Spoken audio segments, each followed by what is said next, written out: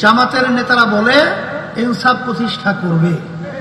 আমরা তাদেরকে প্রশ্ন রাখতে চাই, আমেরিকাও তো শব্দ ব্যবহার করে ইনসাফ, লন্ডন তারাও তো শব্দ ব্যবহার করে ইনসাফ, কিন্তু কোন নীতি আদর্শের মাধ্যমে আপনি ইনসাফ প্রতিষ্ঠিত করবেন সেটা জাতি জানতে চায়, আমরা জানতে চাই।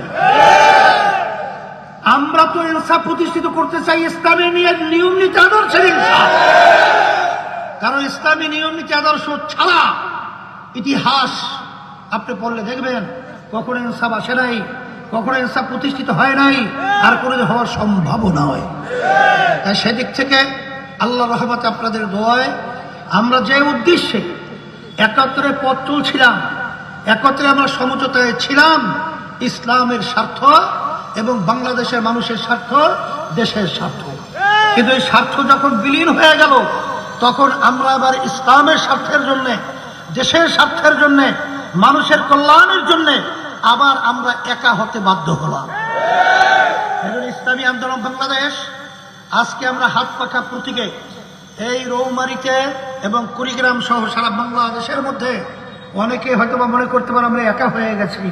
না, আল্লাহর রহমতে আমরা একা হই নাই, আমাদের সাথে আল্লাহ রয়েছে। আমরা একা হই নাই। আজকে বাংলাদেশে যারা ইসলামকে ভালোবাসে তারা আমাদের সাথে রয়েছে। আমরা একা হই নাই। যারা আজকে দেশকে ভালোবাসে তারা আল্লাহর রহমতে আমাদের সাথে রয়েছে। সেই হিসেবে আমি সকলকে আহ্বান জানাবো, জহরাল ফাসাদু ফিল বাররি ওয়াল বাহরি বিমা কাসাবাত আইদিন নাস। আল্লাহ বলেছেন স্থল ভাগে পানিও ভাগে যত বিপদ মুসিবত আমরা লক্ষ্য করেছি এটা আমাদের হাতের কামাই। এর জন্য এই পরিবর্তনের জন্য যদি আজকে আমরা নিয়ম নীতি আদর্শ ইসলামকে আমরা ধারণ করতে পারি তাহলে আজকে আমরা দুনিয়াতেও শান্তি পাবো, আখেরাতেও আমরা মুক্তি পাবো। সেই লক্ষ্যে রৌমারী কুড়িগ্রামে আমি যেটা দেখেছি, এই রৌমারী কুড়িগ্রামের ঘাঁটি ইসলামের ঘাঁটি। আজকে সর্বত্র আমি রৌমারী বিভিন্ন জায়গা থেকে সংবাদ নিয়ে দেখেছি, এই কুড়িগ্রামের আসনগুলোতে, বিশেষ করে রৌমারীতে আপনারা দেখেছেন যে ইসলাম এমন এক নীতি আদর্শ, যেই নীতি আদর্শের মধ্যে আমাদের প্রফেসর হাফিজ সাহেব, আপনারা দেখেছেন যে আজকে যেই লোকটা থাকার কথা ছিল, ওই যে যারা নাকি চাঁদাবাজি করে, যারা টেন্ডারবাজি করে, যারা মানুষকে খুন করে, তাদের কাতারে কিন্তু ইসলামের সুশীল ছায়া তলে এসে আজকে সোনার মানুষে পরিণত। সেই হিসেবে সোনার মানুষের হাতে আমি এই শান্তির প্রতীক হাত কথা উঠিয়ে দিয়ে আপনাদের কাছে আমি আমানত হিসেবে রেখে গেলাম।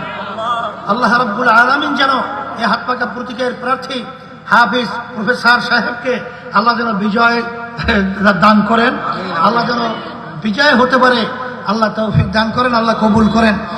আর সাথে সাথে আমি আপনাদেরকে উদ্যত আহ্বান জানাবো, শোনেন, অনেকে মনে করেন যে প্রার্থী হয় কি হয় না, কিন্তু শোনেন এই ভোটগুলো কিন্তু একটা ভোটও জাতীয়ভাবে কিন্তু গণনা করা হয়। যদি আজকে ইসলামের পক্ষের একটা ভোট বাড়ে, ইসলামের শক্তি বাড়ে। এখন আপনারা ইসলামের শক্তি বাড়াবেন কি বাড়াবেন না, এটা আপনাদের কাছে আমি প্রশ্ন হিসাবে রেখে গেলাম। বারবার আমরা ভোট দিয়েছি, কিন্তু আমরা চোরের খড়ি পেয়েছি, খুনি পেয়েছি, চাঁদাবাজ পেয়েছি, মানুষ পাই নাই। মানুষের জন্যই আজকে আপনাদের কাছে আমি আহ্বান করছি। সেই লক্ষ্যকে সামনে রেখে আপনাদের সবার কাছে সবাইকে আমি দোয়া করি, আমিও দোয়া চাই আল্লাহ যেন আমাদের সকলকে আমাদের আল্লাহর খাস বান্দা হিসেবে দ্বীনের খালেস খাদিম এবং দ্বীনের এই দেশের খাদেম হিসাবে আল্লাহ যেন হাফিজ সাহেবকে কবুল করে নেয়।